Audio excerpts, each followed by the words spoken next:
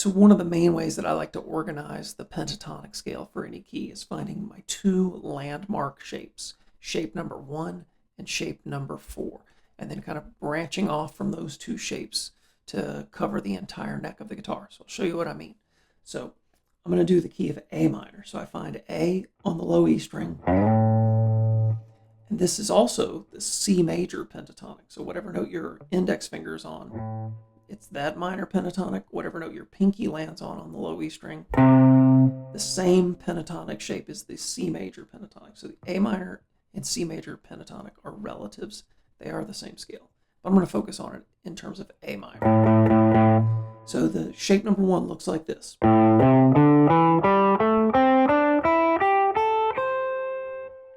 Now shape number 1's diagonal extensions look like this. I go to the lowest note of the pentatonic scale and I move back 2 frets, and I get this little grouping of 4 notes and a slide.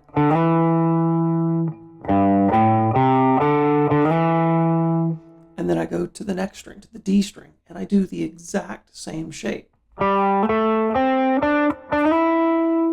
then I go to the next string, but the next string is the B string. So instead of starting here at the 7th fret, I have to move my index finger 1 fret higher. And then I do the exact same shape. So I end up doing the same shape 3 times in a row.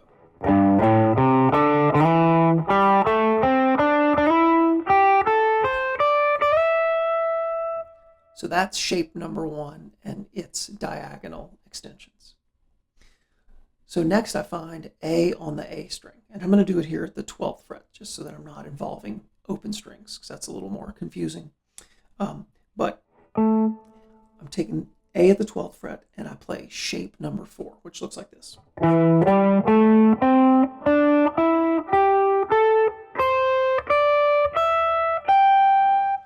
Now notice on that one, I had to jump up to the 13th fret when I got to the B string. Everything else, my index finger was stationary at the 12th fret.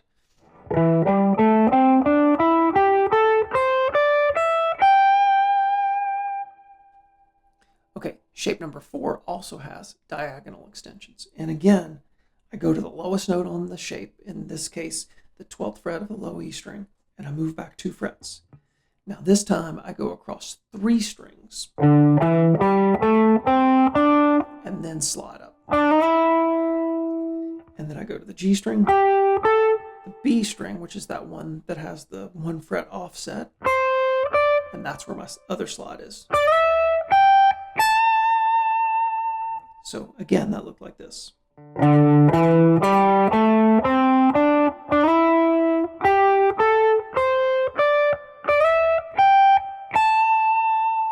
And this note that I end on is the note A.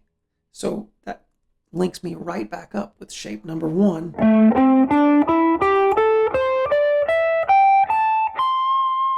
One octave higher. So the diagonal extensions of shape number 1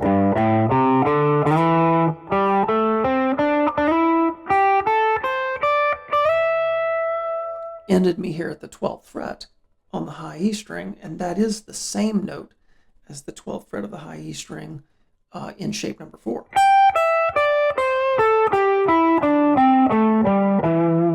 And these pentatonic scale shapes always connect in the same way. So for any key, if you can find and remember where shape number 1 and shape number 4 are located, it literally gives you access to the entire neck of the guitar.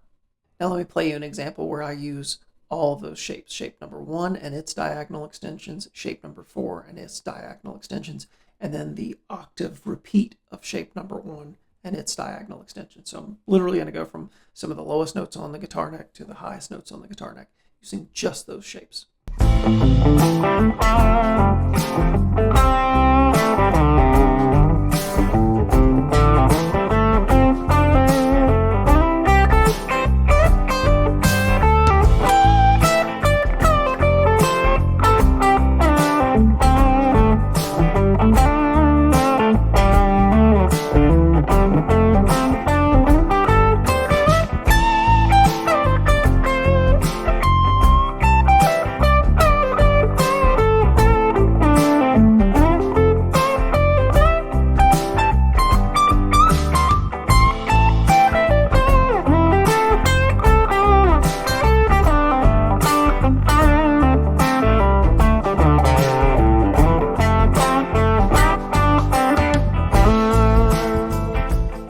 So for any key you're in, that's the trick, is finding where shape number 1 and shape number 4 are located, making a mental note of where those shapes are.